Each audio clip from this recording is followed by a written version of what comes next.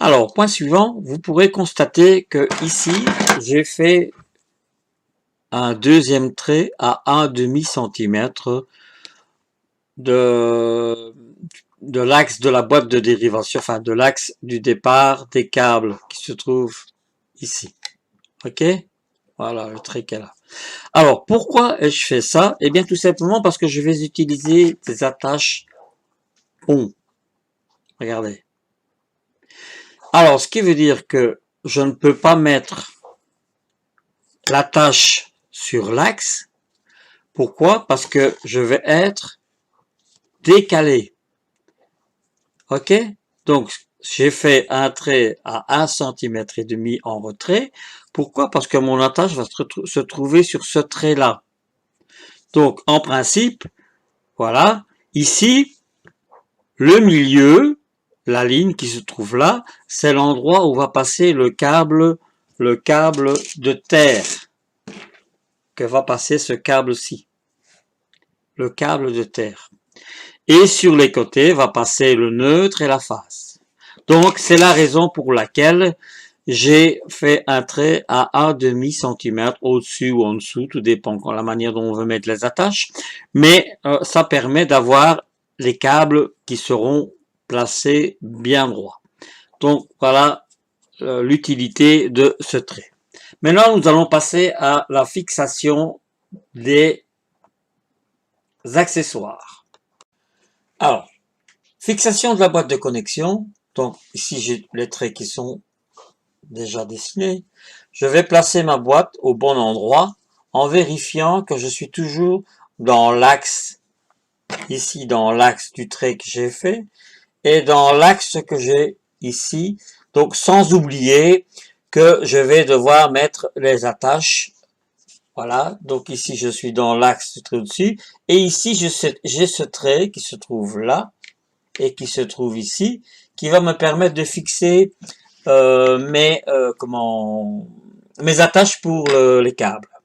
Alors, je vais prendre, ici je n'ai pas de vrille, je vais prendre le tournevis directement et je vais fixer ma boîte de connexion sur le panneau qui n'est pas très dur. Donc voilà, ici voilà une vis et deux vis. Voilà.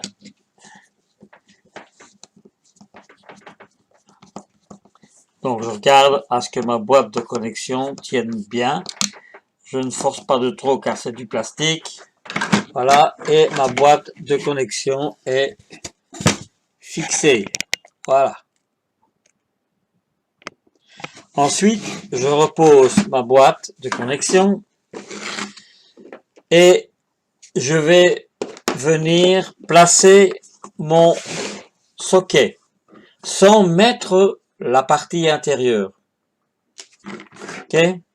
Alors, je me place toujours dans l'axe de ma ligne. Je vais tourner ici. Voilà, je le place toujours dans l'axe.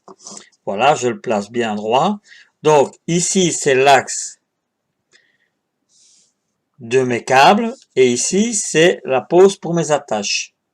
Donc, ce qui veut dire que à cet endroit-ci, je vais devoir enlever un peu de matière pour pouvoir passer mes câbles. Toujours est-il que je peux, ici, faire avec un crayon, faire les repères pour pouvoir fixer mes vis. Voilà.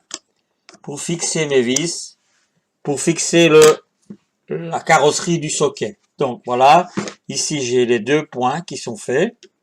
Alors, qu'est-ce que je vais faire? Eh bien, moi, comme je n'ai pas de vrille et que j'ai de la force, je vais enfoncer les deux vis pour déjà préparer les deux trous. Donc voilà, je vais enfoncer, regardez, voilà, voilà, voilà.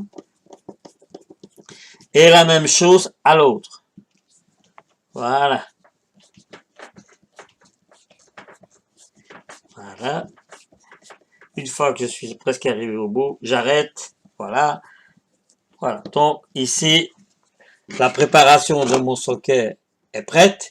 Il ne me restera plus qu'une seule chose, c'est d'enlever un tout petit peu de matière pour pouvoir passer mon câble. Alors là, je vais y aller délicatement.